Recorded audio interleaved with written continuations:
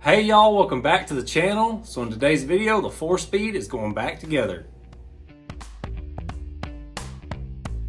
Now, a quick recap. In part 1, I tore this thing apart. In part 2, I showed all the necessary modifications and adapters to convert this 2-wheel drive case to a 4-wheel drive case to work with the Jeep transfer case and the Willys engine. Now in this video, part 3, it all goes back together. Alright, so before I start throwing gears back in this case, there's a few things you need to know when you're ordering your rebuild kit. First off is your front and rear output bearings. So these are the ones that come out of this case, and you can see one is shorter than the other. This being your front, this being your rear. So they used a 20 and a 23 millimeter front input bearing. So when you're ordering your kit, make sure you've got the correct bearing for your input shaft. Now in my case, the stock input shaft that come out of the case and the Jeep one I had modified used the same 20 millimeter bearing. But what they don't share is the synchronizer cone size. So this is an earlier style. I think Ford used it 65 to 67. This is what they call a small cone, and this would be like a late cone, I think is what they call it. You can see the difference in size here though. That changes the size of your synchronizer. Now I do have some part numbers for that, and I'll throw them up here for y'all. And we'll talk more about what that means here in a second when we start fooling with the main shaft. Something Novak notes in the rebuild guide is this hole right here, which was part of your original bearing retainer. It has a recess behind it, cast behind it. All of them wasn't that way. Some of them go actually straight into the case. If that hole goes straight into the case, that has to be plugged. Now in my case, it doesn't. But I did go ahead and plug these three, even though the transfer case adapter plate does cover that. It's not like right on the gasket. It's kind of in a weird spot. The last thing to mention before we get into this rebuild is my reverse gear actually has like a bronze bushing in it. It looks to be in really good shape. It feels good on the shaft. It's not worn out. But most of the rebuild guides you look at shows it having a bunch of needle bearings in there and a spacer. I think this must be an earlier model transmission because it's got a few little quirks about it. All right, with all that out of the way, let's go ahead and start throwing gears in this thing. Now, with this style of case, the boss that this arm here pivots on to move this gear back and forth is pressed in. In later styles, I believe it threads in, and then there's like an E-clip right here or something that holds it in. In my case, though, the arm has to go back in first, and then I'll stick the gear in.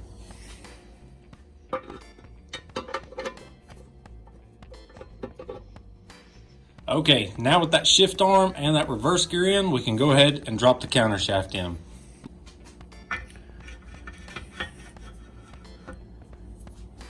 Your rebuild kit will come with one of these little locking tabs right here. These are what holds these counter shafts in. Once you drive them in there, that's what this tab holds for. So when you drive these counter shafts in, you need to make sure that they're rotated in such a way that you can catch these little recesses right here where it lines up good with everything. So that right there looks about right to line up with this one and to line up good with that hole.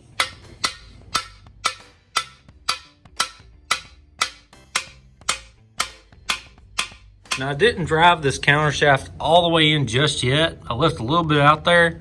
Once I get this cluster gear one in, we'll put this tab on, start the bolt, and then we'll drive them in at the same time. That way everything seats right. You can see this back in here now though, and everything works like it should.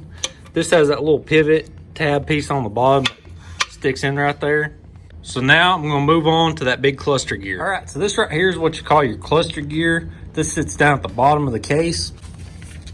You can see on the exploded view right here, it's got several little roller bearings in it, and it's also gonna have a couple thrust washers on one end, thrust washer on this end, and then there's a spacer sleeve that goes right in the middle of it. So in your rebuild kit, you'll have a pack that's full of these little spacer washers right here. We're gonna need 6 of them for this cluster gear. Here's them thrust washers I was talking about. And then here is all them new little needle bearings we're gonna be putting inside of this thing. I went ahead and got one row of these needle bearings started in there. You can kind of see it up in there. I'll see if I can get a light on that here in a minute. What you're gonna do though, you're gonna have all these little needle bearings and get you a tub of this assembly goo right here. This is made just for putting automatic and manual transmissions together. Some people use grease, but the thing with grease and the difference with this stuff is when it gets up to operating temperatures, it dissolves. whereas grease can actually end up starving components. It won't break down quick enough. You can actually burn up your freshly rebuilt transmission because it's full of grease. Let's look at the exploded view real quick. So you can see that in between these rows of needle bearings is them little spacer washers that's in that rebuild kit right here. So, and then that spacer sleeve I showed y'all, that sits in the middle of this cluster gear. So you're gonna put the sleeve in the middle, and then you're gonna put one of them little spacer washers. That's what I've got right now. The sleeve's in there, a spacer washer, and then this row of needle bearings. I kind of pushed it towards this end of the cluster gear. It'll probably push in a little bit more when we get done with it. I'm gonna go ahead and do this next row. Let me show y'all how that works. All right, so the first thing I need to do is put another one of these spacer washers in there. I'll go ahead and put a little bit of this assembly lube on it. What's nice is you really can't use too much of this stuff because it breaks down quick and it lubricates all the components. Now, start packing the needle bearings in there. I'll just dip it in this assembly goo, get a good coating on there, and just slide it into the bottom. Another good idea, just go ahead and get some of this and smear it around the inside. That'll help it stick better. I didn't degrease any of this. I left the oil on it. I did clean it up a little, just wiping it down. You don't really want to take all the oil off these parts because if you do, they will start rusting. It's just raw metal. You just put a little goo on it and stick it in and repeat, and I'll just work my way around this thing.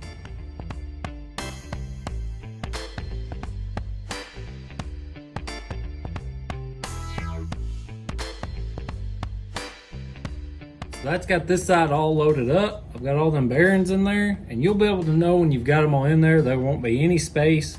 It'll be a good tight fit between all of them. We'll put one more of these little spacer rings on here. Maybe a little bit more lube to just make sure that don't come out.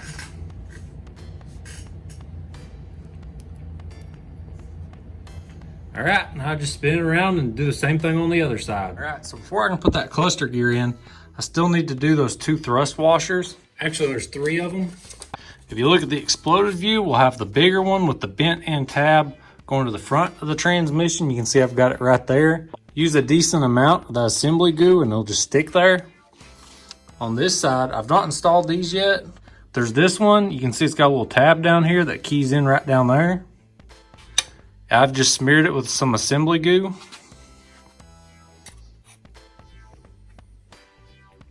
And then this one goes on top of that one. I don't believe there's any front or back or anything to it. I'll put some assembly goo on this too.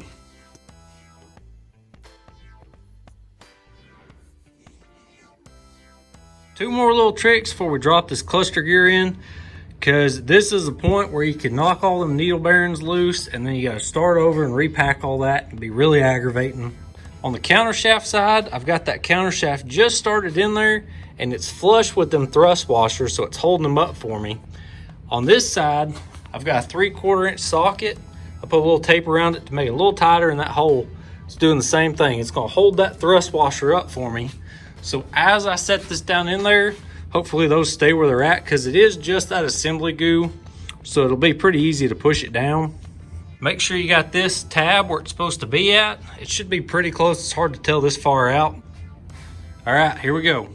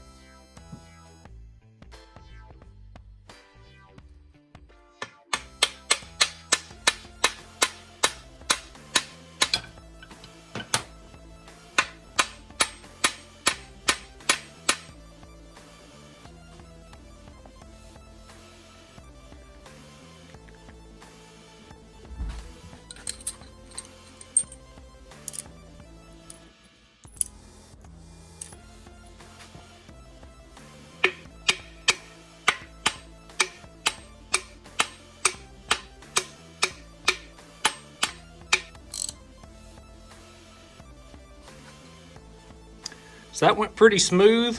Got knocked all the way in here. Locking tab's nice and flush. I've got these set good and tighten this bolt up. Make sure you seat the locking tab by driving in the counter shafts. Don't try and pull it in with the bolt. But now's the moment of truth. Everything felt right. It seemed like it all went together good. We'll see how this feels. I don't hear anything weird, any grinding or anything. Got our little reverse idler gear here. That seems to be working okay. All right, good deal. That's got everything took care of in the bottom of this case. I'll probably take this off the bench for a minute, and now I'm going to swap over to that main shaft. Y'all know I started with a two-wheel drive Ford T18 transmission. So this is a two-wheel drive main shaft. Of course, I left all the gears, synchronizers, everything on it as is as I pulled it out. It's just a lot easier to keep everything organized this way. Now this main shaft right here in front of it, this I got from Novak. It's part of their Dane 18 to T18 conversion kit. Now I didn't buy the whole kit because I did find that stock Jeep adapter. You can see the differences in this though. Like from here back, it's really the same. And then once we get out here, this is the portion that goes in our transfer case. It's got the 6 splines on it, the threaded portion for our nut to go on. So the next part of this job is going to be transferring all this stuff in this exact order over to this main shaft. Now I mentioned towards the start of this video about the difference in the synchronizers between the Jeep input shaft and the Ford one. This right here is one of them synchronizers I'm talking about. It goes over this cone right here. Now, if I put it over on here, you can see it's way too big. It doesn't fit right because this is a small cone input shaft. Now over here, this is a small cone synchronizer, and you can see the difference. See how thick this is compared to that later style synchronizer. And that fits on there nice and snug, but it won't go on that one at all. This is just part of the whole conversion to make this work with the Willys engine. Honestly, like if you're doing a small block Chevy conversion, I think this input shaft actually works just fine. It's almost too short, but not quite. They make a special little pilot bearing that you can use to convert this over to the Chevy. And then all you'd really get into is swapping out this main shaft to work with the Dane 18. But I really want to use that Hurricane 4-cylinder I rebuilt for the Willys. Now, in order for all this to work with the small cone input shaft, it's not as easy as just swapping out the synchronizer. You've actually got to swap out the whole Synchronizer hub because there's one on each side of this right here. Also, your third gear has to change out because it also meshes with the Synchronizer hub. So maybe y'all remember when I was tearing this down, there was a ton of like chips and pieces of metal down at the bottom of that case on that magnet. I couldn't figure out what it was. It wasn't the cluster gear. None of these gears had any big chips or anything out of it. And then I was fooling around with this the other day when I was trying to figure out what synchronizer hub I needed. And I pulled this back, and lo and behold, that is where all those little chunks of metal come off. They come off that third gear. You can see where the synchronizer engages with that. All these little teeth right here have been snapped off. I saved a few of them from when I was cleaning up, but you can see them right there. That's all them little teeth. So no matter what, I was replacing this third gear anyways, so it's not as big of a deal as it could have been. Now that I got all that information out of the way, go ahead and take this all the way apart and transfer everything over to this shaft. Of course, there's a snap ring on here. We're gonna have to deal with that first. And then I believe the whole synchronizer hub and probably third gear also should slide off.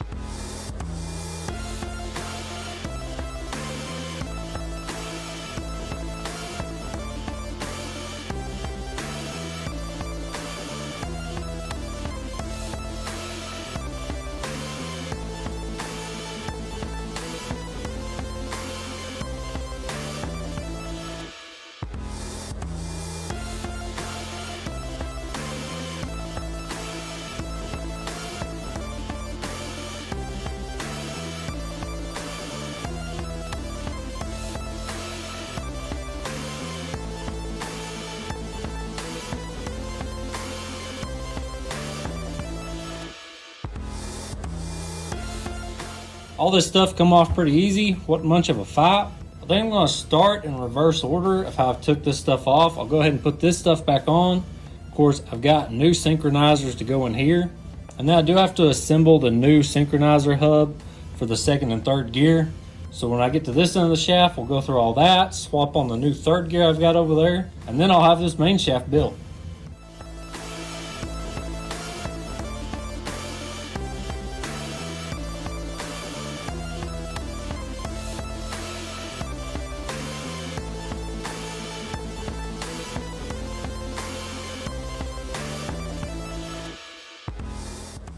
Okay, so once you put this gear back on, there is a place for a snap ring right here, and I went ahead and put it back on. I don't really see the point of what it really does. When I took the other main shaft apart, there was this little like thrust washer deal that sat back over here up against the snap ring. That's what that little cutout's for.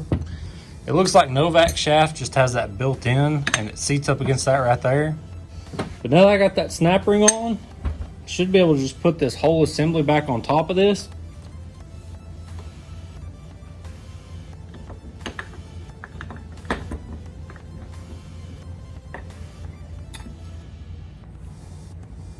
And you can see right here, that spacing works out just perfect. Right there's where that snap ring goes out.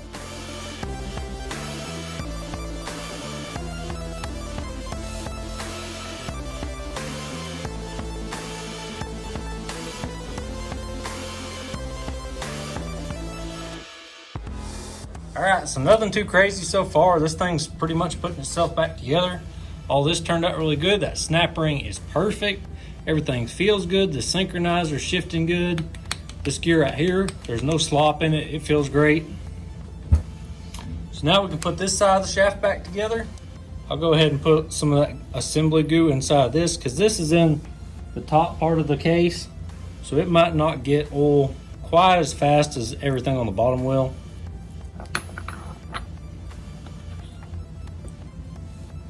All right. So here is the new synchronizer hub. One thing important to note right here is that everything probably will have a front and a back on it. See, if you can see that chamfer around the edge of that compared to the chamfer around right here. If you compare that to this old one, so third gear's right there, it'd go on just like that. So they've got that big chamfer, this right here, pointing to the front of the transmission. So this should be the front of the synchronizer hub. Now, if you look down inside this old one here, you see that snap ring, and then there's some little dogs or paws or whatever you want to call them. The rebuild manual calls them like shifting plates or something, and those kind of are a detent for the synchronizer hub. But this new one, it didn't come in put together already. So we got a couple new springs here. We got those three little shifting plates, and we'll go ahead and put all this together, and then we can slide it up on that shaft. This little recessed portion goes to the inside, and this little hump is going to go to the outside.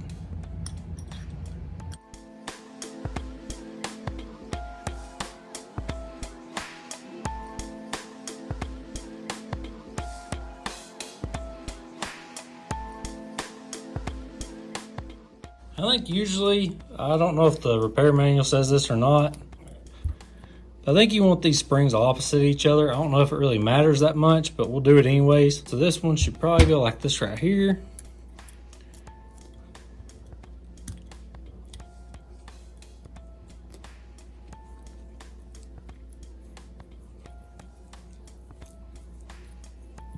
And there you go. Now we've got our little synchronizer hub here put together. Got two brand new synchronizers. Like I said, these are the small cone. And this, with the small chamfer, that's the back of it.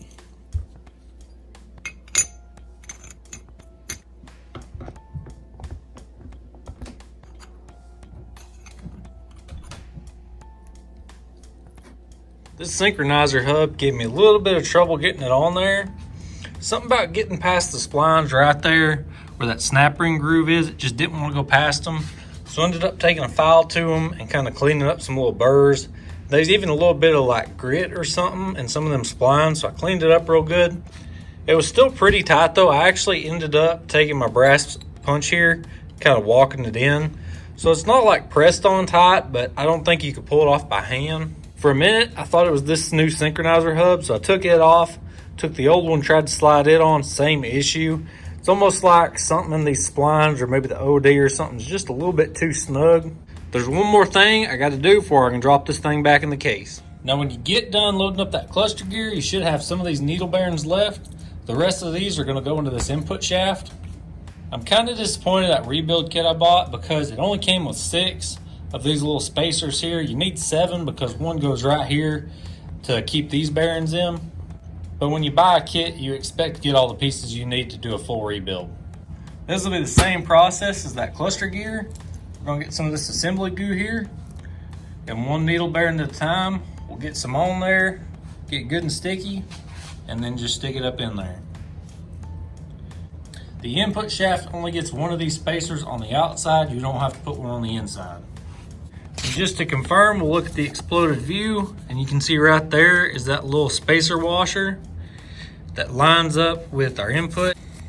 And then we flip over. Number 1 is called main shaft pilot bearing roller spacer.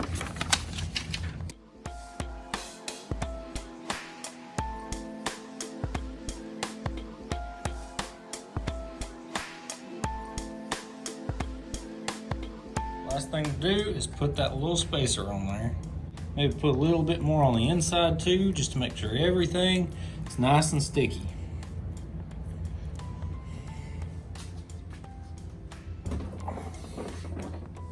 Now I took all this apart. You'll remember I had to get this whole main shaft assembly out of the way before the input shaft would come out.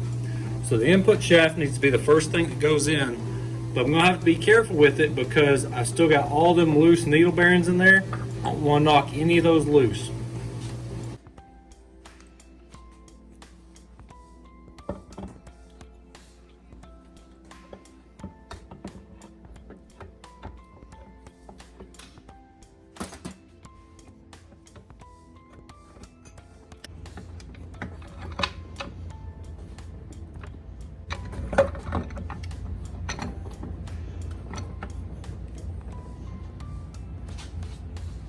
And what's going to be so easy to mess up is knocking some of them needle bearings loose down here in this input shaft. That's why I said use a ton of that assembly lube.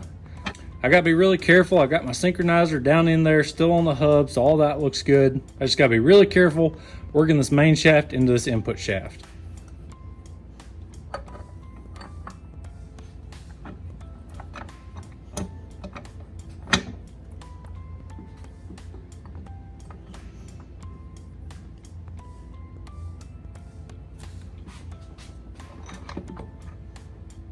Right, so I got everything in the case now. All the gears are lining up good. That synchronizer lined up good. With that input shaft, I'm not worried about any of that. Everything feels good. I still need to put my front and my rear bearing in. And of course, I'll have the bearing retainer and that adapter plate. That'll have this whole case situated. I'm gonna go ahead and grab them new bearings and then I'll kind of tap them in here. Then we'll take them over to the press and press them in. Don't forget, different cases have different bearings. This one has the 20 up front and the 23 in the rear. Later ones are just gonna have the same bearing front and rear. Also, don't forget this little washer looking thing. This is actually something to do with oil in your bearing, I believe, or some kind of oil slinger. This is an important piece and it goes on behind the bearing. So I just went and watched the teardown video just to double check. The raised part goes to the front, the recessed part goes to the back. And then of course, you're gonna have to put these snap rings on. I already did. That's what kind of sets the depth of this against the case.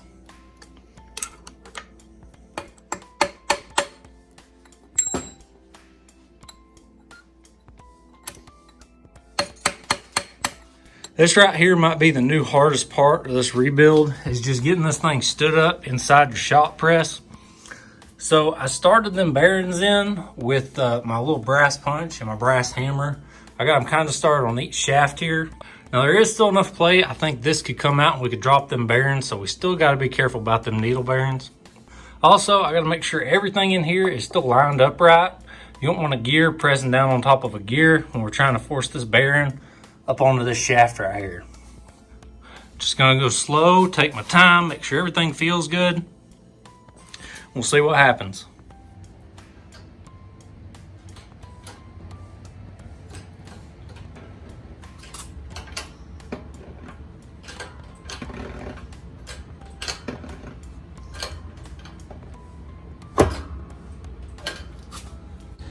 Okay, so the bearing looks like it's seated in the case now.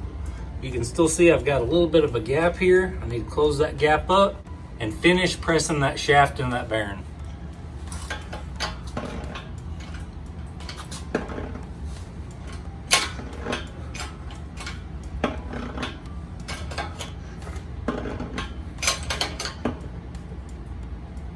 All right, now that I got that bearing seated on that shaft, flip the transmission over and I'll do this input bearing, and I'll about have this thing wrapped up. I got this thing back over here on the bench. I went ahead and threw the transfer case adapter plate on, and then I got this front bearing retainer piece on. I talked about these in part 2 in that adapter video. As far as I can tell though, everything went together just right. All the synchronizers seem to be seated good. The bearings seem to be seated good. Where everything's sitting right now, this should be neutral. So if I hold this shaft right here and rotate this one, everything feels really good. Now that assembly glue I used is very high tack, so there's some drag to it, but you can tell it's just the assembly lube. It's not anything with the gears or anything. I did pour a little bit of this gear oil on some stuff in here that didn't have any of that assembly lube on it, just to make sure I wasn't running nothing dry, but everything feels really good. One more thing I want to do is throw the shift tower on real quick and check the gears. All right, that should be first gear.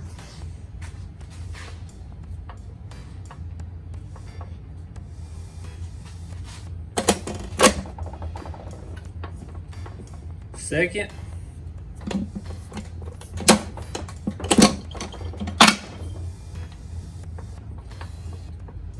It's reverse.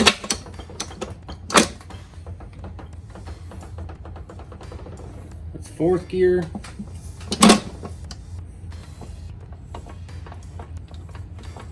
That should be third gear. And then back to neutral. I think that's about got this thing put back together. I am missing this gasket that goes between the transfer case adapter and the case. The Jeep one is completely different than what the Novak adapter would be. Still gotta put stuff back in, like the fill and drain plug, the PTO cover, and the front bearing retainer gasket. I've not put any of those on yet. The more I've worked on this transmission, the more I think it's a pretty early one. This weird boss right here that doesn't even go into the case, I don't even know what it's there for. I think I'm gonna have to cut that off and grind that down, because when the transfer case comes up here, I'm afraid it's gonna get in the way of some stuff. That's something I wish I would have done before I put it back together when I was still drilling holes and everything, but I didn't really realize it until I was putting it back together. I'm gonna be honest with y'all, I wasn't very impressed with Novak's instructions for doing all this. A lot of it I ended up just having to figure out by myself or talking to other people that have done this. It's not a terrible job, it's something I think you could easily do on a Saturday. The worst parts for me, I think, was the snap rings and pressing those bearings back in. According to Novak, you're supposed to set that up where you press both bearings in simultaneously. I don't know how you would do that. It would take some crazy little jigs and press cups and all kinds of weird stuff. You'd almost have to like do it horizontally. Something Novak didn't mention was using this Jeep adapter, and maybe their adapter works around it, but that locking tab that holds the counter shafts in, I had to remove that to put this on. It looks like the way the adapter is made, there's no way those shafts could ever work out because it's recessed in there just above them. Somebody did mention I could rotate them with the slots facing each other and drop one right in between them.